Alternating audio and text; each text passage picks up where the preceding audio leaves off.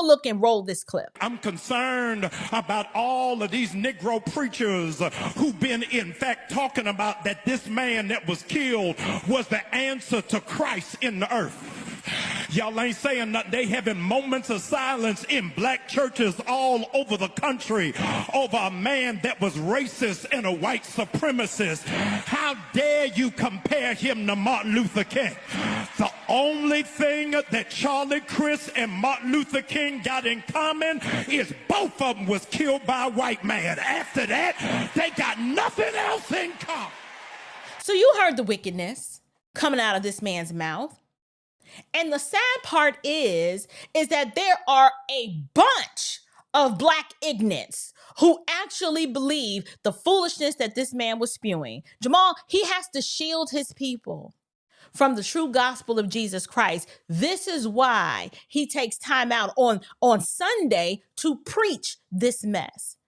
There's no gospel going forth at stillbirth. And we know this to be true because the minute you compare what Charlie Kirk proclaimed to what Jamal Bryant preaches, the contrast is glaring. Are you a Christian by any chance? Very, very much so. Like, why is that exactly? Jesus saved my life.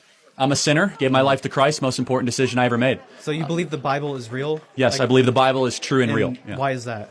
Well, I could give you the technical answer. There's never been an archaeological discovery that has contradicted the truth of the Bible. And then, of course, the wisdom. There is not a truth of the Bible that if you apply to your life does not improve dramatically. And then finally, we have the most accurate and transparent, historically robust account that one can have of the most important figure ever to live in the history of the world, Jesus of Nazareth. And the resurrection is the pinpoint of my belief that Jesus did rise from the grave so that we may live. What makes Christian mythology real? So that's not mythology, but that is theology.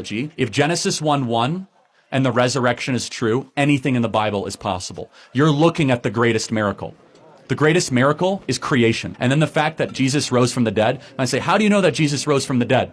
Well, show me another historical piece of a story where so many people willingly died a brutal death for a lie. Every single person around him had everything to lose, and yet they went to the absolute death, from Paul to Peter to the half-brother of James, saying that Jesus is Lord, Jesus rose from the dead. Not to mention, if you were going to fake a story, you would not use female witnesses in the ancient world. In the scriptures, it said that the women were the first one to see Jesus Christ. If you're trying to fake a story, you would never do that.